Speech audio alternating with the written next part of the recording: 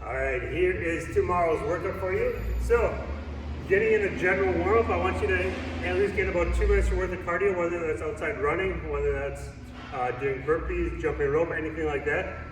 Just 2 minutes of cardio. Then I want you to give me 15 drinking birds, and then 10 shoulder presses, and then 5 burpees. So just spending about, we'll say 6-7 minutes on that to warm up these movements. Then I want you to have a little bit more of a WOD specific warm up, spending a little bit of time on each one of these movements.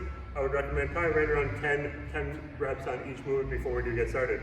So the workout as it is written, I would recommend paying attention. It's kind of a little complex. So you're going to start with 5 rounds.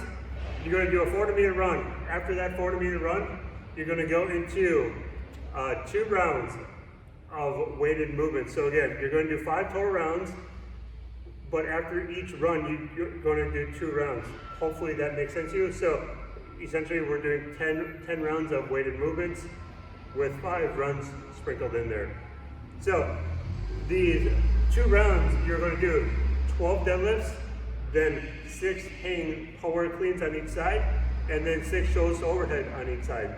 So 12 deadlifts, 6 hang power cleans on each arm, right and left, and then 6 shoulders to overhead, right and left. All right. So on these deadlifts, I encourage you to get a little bit creative today. I have my trusty rucksack with me, loaded up with weight. So it doesn't have to mean that you're just doing the same weight as your dumbbell on this. I encourage you to go a little bit heavier on this. Not quite 200 pounds, but go a little bit heavier than you might on those hang power cleans and the shoulders overhead.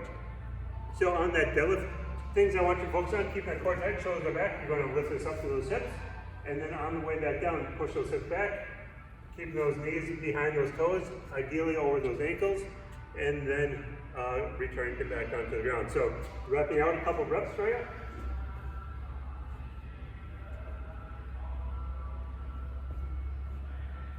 Alright, so after you're done with that set of 12 deadlifts, you're going to go into a hang power clean. We're going to get in a good neutral position. Hips are ready to explode on this.